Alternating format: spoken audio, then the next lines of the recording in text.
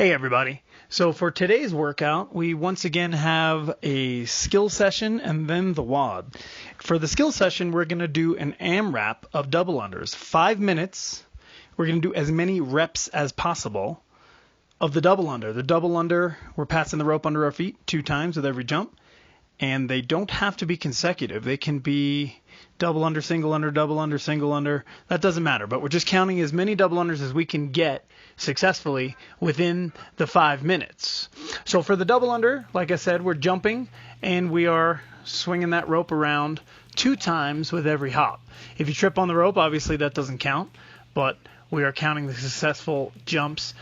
If you don't have double unders, we can scale to double under attempts, which means every time you make an attempt at the double under, you count it. If you trip on it, it doesn't matter. It still counts because it was an attempt. And obviously, the further scale would be single unders, just 1 time under your feet every jump. And we'd count those. 5-minute AMRAP of how many jumps you can do in 5 minutes with the jump rope. For the workout today, what we are going to do is a 15-minute AMRAP. So in this case, the acronym AMRAP stands for as many rounds as possible.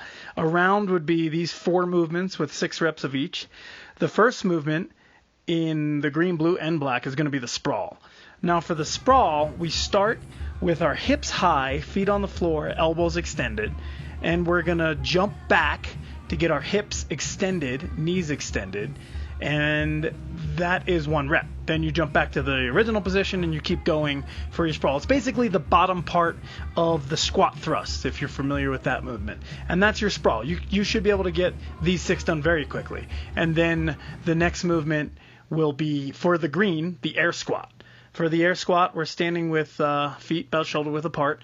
You're going to sit back and get your butt down below your knees so the hip crease goes below the top of the kneecap, and then stand all the way back up to get your your hips and knees extended, and that is 1 rep. If you're looking at the blue now, we're going to do the pistol to the box. So pistol is a 1-legged air squat.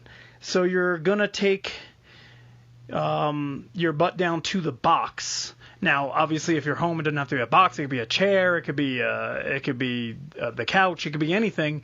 Just give yourself a target, and you want to try to make it low. You don't want it to be easy. The lower, the better. And you want to keep balance on that foot. So you go back and down, and then you stand all the way back up, hips and knees extended, before your opposite foot, the one that was not on the floor, touches the floor. You got to get that one working leg fully extended before the other leg or foot, I should say, touches the floor. Then in the black, we're going to do the pistol. The pistol is a 1-legged air squat, obviously without the aid of a box or target.